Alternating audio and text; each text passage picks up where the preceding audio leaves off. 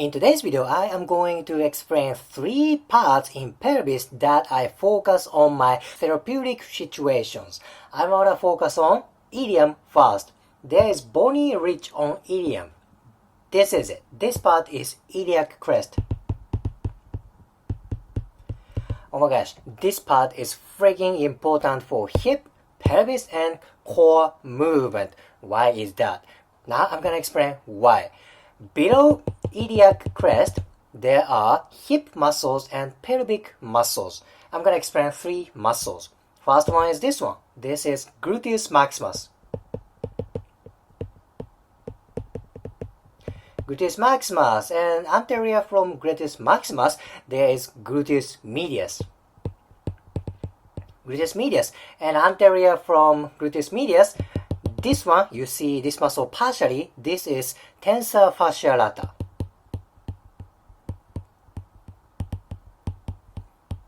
Tensor fascia lata. Basically, these 3 muscles widely attach among iliac crest. Of course, there are a few other muscles that attach on iliac crest. However, let me focus on these 3 muscles today. Anyhow, below iliac crest, these 3 muscles attach: gluteus maximus, gluteus medius, and tensor fascia lata. What are functions of these 3 muscles? Oh my gosh, it's like everything. Let's see. Gluteus maximus, that does extension and external rotation. Extension, external rotation. This can do abduction. How about gluteus medius? That does flexion, extension, internal rotation, external rotation, and abduction. Tensor fascia lata, that does flexion and internal rotation. See, pretty much everything except hip adduction. Remember, these 3 muscles attach to iliac crest, below iliac crest. Now, what happens if myofascia around iliac crest gets tight? That hugely affects for hip movement and pelvic movement. Oh, by the way, gluteus maximus does posterior tilt. Tensor fascia lata does anterior tilt. Gluteus medius does both anterior tilt and posterior tilt. See, no doubt, these muscles are so important for hip and pelvis. Very important place.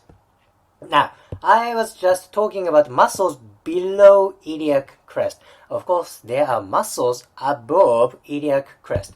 What kind of muscles are there? There are basically core muscles, and there's exception. One exception. There is upper extremity muscle. Thus, basically, upper part of iliac crest muscles are important for pelvic movement and core. Plus, exception is shoulder movement. Let's see what kind of muscles are there. They are basically ab muscles, such as external oblique, internal oblique, and transverse abdominis. Then deep to that, there is quadratus lumborum. Basically core muscles, abdominal muscles, right? If these abdominal muscles get tight, that affects for pelvic movement and core movement. Very important. Then, what is the last one? This is exception. This is very rare muscle. That attaches to iliac crest, partially that attaches to sacrum, that attaches to spines, then that crosses shoulder joint. This is latissimus dorsi. Latissimus dorsi, very wide muscle, very important for shoulder movement and core stability. Yes, this is very important muscle. Anyhow, this is about it. This is the muscles around iliac crest. Below iliac crest, there are hip muscles and pelvic muscles. Above iliac crest, there are abdominal muscles, core muscles, and upper extremity muscle. Let's go to next place. Next place I want to focus is this one. This is ischial tuberosity.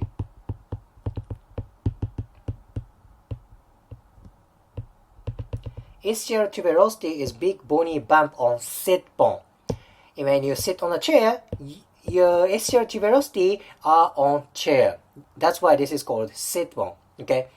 There is a big muscle group attaching around ischial tuberosity. That is hamstrings.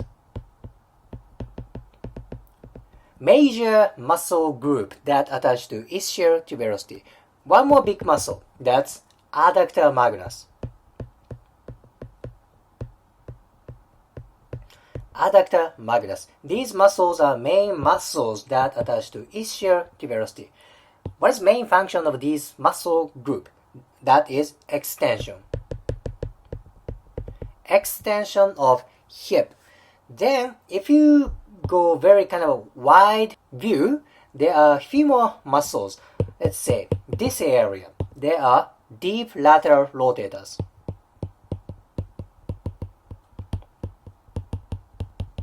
Deep lateral rotators.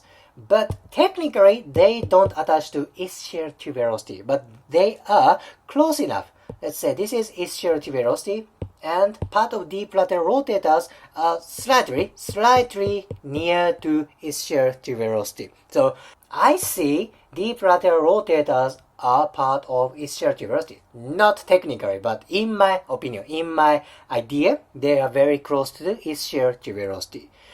This is about it. Now let's go to the last place. Last place is pubis, and particularly this part. This upper part is superior ramus. Superior ramus. This part is inferior ramus. So it's like iliac crest. On inferior part, there are hip muscles and pelvic muscle.